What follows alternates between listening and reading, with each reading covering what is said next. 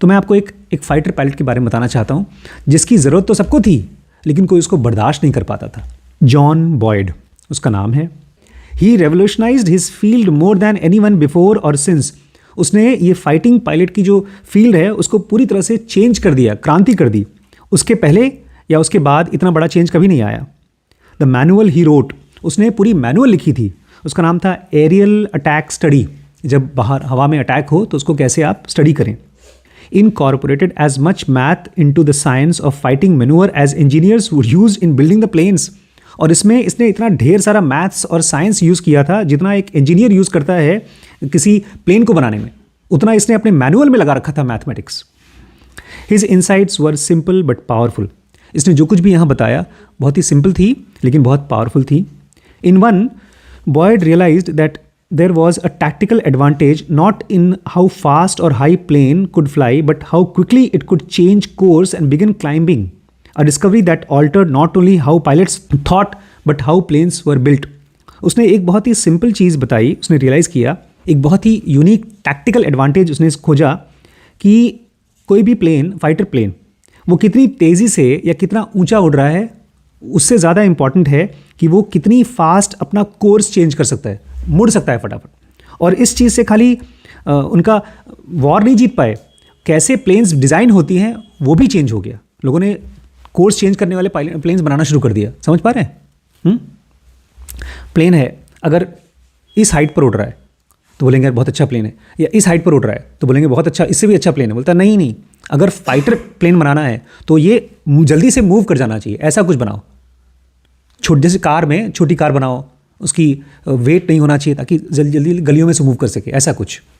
He was as close to flying savant as they came. Savant मतलब होता है पागल, एक एरुडाइट स्पेशलिस्ट।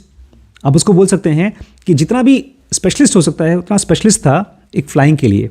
अपने 20 साल की उम्र में जो उसने गाइड लिखा, मैनुअल लिखा, वो आज भी गाइड की तरह यूज़ हो रही सभी फाइटर पायलट्स के लिए। Boyd is known as one of the most influential thinkers in military history. और बॉयड के बारे में कहा जाता है कि ये one of the most influential thinker है मिलिट्री हिस्ट्री में। Yet New York times once described him as a virtual non person even in the air force. लेकिन जब उसके बारे में लिखा गया न्यूयॉर्क टाइम्स में, अखबार में लिखा गया, तो बोलते हैं बहुत ही कोई इंपॉर्टेंट आदमी नहीं है, नॉन पर्सन है। एयरफोर्स में तो बहुत रिस्पेक्ट नहीं थी उसकी, ऐसे ही आदमी था। नॉन पर्सन मतलब उसको कोई इंपॉर्टेंट आदमी नहीं गिना जाता। That's because as smart as Boyd was, he was a maniac. और वो इसलिए क्योंकि जितना स्मार्ट था ये, साथ ही साथ क्या था, एक मेनियक था, पागल था, सनकी था। ही वॉज रूड, बहुत रूड था। रूड मतलब बदतमीज़ था। ही वॉज एराटिक, वो उल्टे जवाब देता था। डिसोबीडियंट, बात नहीं मानता था। इम्पेशेंट, धीरज नहीं था उसके अंदर। इराटिक मतलब पागल टाइप का, मुझे बस मूड आ गया तो मुझे काम करना है अपने। देखिए इराटिक मतलब वो जो माइंड में जो उल्टी हो रही तो उसको उल्टी करना ही है, थॉट्स या एक्शंस को, उसके साथ कंट्रोल नहीं है। इसलिए बोल रहे हैं he was impatient also. He screamed at his superiors to the astonishment of peers. वो जब अपने सीनियर्स के पास जाता था तो अपने सीनियर्स को चिल्लाता था। उसके बगल में बोला भैया बॉस को नहीं चिल्लाया जाता, बट वो कोई चिल्लाता था वो। And was once nearly court martialled for setting ablaze hangars that didn't have proper heating. और एक बार तो उसको कोर्ट मार्शल कर दिया गया। जानते कोर्ट मार्शल क्या होता है? अरे आपने फिल्म नहीं देखा? कोर्ट मार्शल होते मिलिट्री के जितने भी केसेस होते हैं वो सिविल केस में, कोर्ट में नहीं होते, वो कोर्ट में होते हैं मिलिट्री वालों का, उसको बोलते हैं कोर्ट मार्शल। तो एक बार उसको कोर्ट मार्शल कर दिया गया था क्योंकि उसने आग लगा दी एक हैंगर को। हैंगर क्या होता है? जहाँ पे प्लेन्स रखे जाते हैं। क्यों उसको क्यों आग लगा दी? क्योंकि वहाँ पर कायदे से हीटिंग नहीं था। जब वो जो हैंगर था उसमें हीटिंग सिस्टम अच्छे से नहीं था और ये बोल बोल के थक गया होगा। बोला ठीक है, मैं अभी, जैसे ऐसा है कि आप ऊपर बोलें कि मम्मी ये दरवाज़ा ठीक नहीं है, इसको ठीक कराओ ठीक कराओ ठीक कराओ, मम्मी सुन नहीं रही, आग लगा दो। अब तो समझ में आएगा इनको। फिर इनके ऊपर केस चला, कोर्ट केस चला। अच्छा, मीटिंग्स में वो कैसे रहते थे? इन मीटिंग्स ही वुड चू callus of his hand and spit the dead skin across the table. बड़े लोग बैठे हैं, खूब बड़े बड़े लोग, और अपना काट काट के वहीं थूक रहे हैं। सब बड़ी बड़ी मीटिंग में। Air force loved and needed Boyd's insight. Air force को बॉयड के इनसाइट्स तो बहुत पसंद थे, उसकी ज़रूरत भी थी, but they couldn't stand Boyd the man. लेकिन जो इंसान था उसको वो लोग बर्दाश्त नहीं कर पाते थे। Boyd's defining trait was that he thought about flying planes through a totally different lens than other pilots. और इस आदमी की सबसे मेन क्वालिटी क्या थी कि ये प्लेन्स को उड़ाने के बारे में एकदम अलग तरीके से सोचता था जो बाकी लोग सोचते हैं उससे। Like he was using a different part of the brain and playing a different game than everyone else.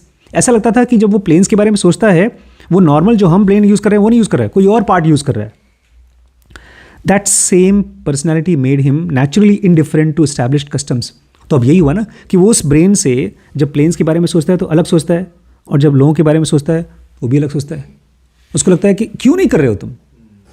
वही थॉट, वही ब्रेन जब उधर सोच रहा है, अलग सोच रहा है, तो यहाँ पर पब्लिक को भी नॉर्मल रिएक्शन नहीं मिल जाएगा। So his superiors would in the same performance report rave of his contribution but then attempt to block his promotion. इसलिए जब भी उसके सुपीरियर्स उसके बारे में रिपोर्ट बनाते थे बोलते थे ये कमाल का आदमी है, लेकिन उसको प्रमोशन नहीं मिलना चाहिए। वन रिव्यू सेड, उसके बारे में एक रिव्यू लिखा गया, this brilliant young officer is an original thinker, कि ये एक ब्रिलियंट ऑफिसर है, यंग ऑफिसर ठीक है, और ये एकदम नए तरीके से सोचता है। बट वेंट ऑन, बट आगे लिखा, he is an insane and impatient man, ये पागल भी है और ये बहुत अधीर है, इम्पेशेंट है। Who does not respond well to his close supervision, और जब इसके ऊपर ध्यान देता है, कोई सुपरवाइज करता है तो अच्छे तरीके से काम नहीं कर पाता, ये बिहेव नहीं करता नॉर्मल तरीके से। He is extremely intolerant of those who attempt to impede his programme, और ये जो प्रोग्राम कर रहा है उसको अगर कोई आदमी सजेस्ट करने की कोशिश करता है ये बहुत इनटॉलरेंट हो जाता है, ये बर्दाश्त नहीं कर पाता। While Boyd was writing the definitive book on fighter and maneuvers, two colonels denied his promotion. एक तरफ वो पूरी दुनिया का सबसे इंपॉर्टेंट बुक लिख रहा है प्लेन्स के बारे में, और वहीं पर उसको प्रमोशंस नहीं दिए गए, रोक दिए गए। Boyd was eventually promoted. खैर, बॉयड को बाद में प्रमोट कर दिया गया। He was too talented not to be, वो इतना ज़्यादा टैलेंटेड था कि आप उसका प्रमोशन रोक नहीं सकते थे। But throughout his career no one knew what to do with him, लेकिन उसके पूरे करियर में लोगों को समझ में नहीं आता था इस आदमी के साथ करें क्या। He pissed off a lot of people, बहुत से लोगों को उसने पिस ऑफ किया था, मतलब नाराज़ किया था। He was unique in every way, वो बहुत अलग था हर तरीके से, good, bad, awful, occasionally illegal. वो अच्छा भी था, बैड था, ऑफुल था, और बहुत बार तो इलीगल था। तो आप लोगों को क्या समझ में आता है ये स्टोरी पढ़ने के बाद, समझने के बाद क्या समझ में आता है? तो मम्मी जैसी हैं वैसी रहेंगी, हम उनको बदल नहीं सकते। और चैप्टर का नाम है वाइल्ड माइंड्स, कि लोग वाइल्ड होते हैं। लेकिन एक खास चीज़ है, मैं आप देखना चाहता हूँ, जैसे अभी ये बुक पढ़ा, ये चैप्टर पढ़ा, अक्सर ऐसे लोगों को पढ़ने के बाद ना हमारे अंदर में जो नेगेटिव क्वालिटीज़ होती हैं वो हाईलाइट हो जाती हैं। अरे यार, जीनियस आदमी था, बदतमीज़ था तो क्या हुआ, शायद उसकी बदतमीज़ी से ही वो जीनियस हुआ हो।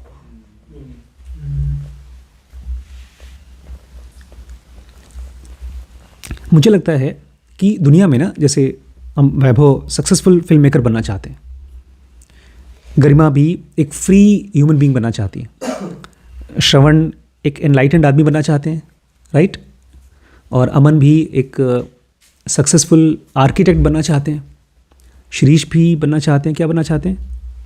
कुछ बनना चाहते हैं, पर पता नहीं आप क्या बनना चाहते हैं।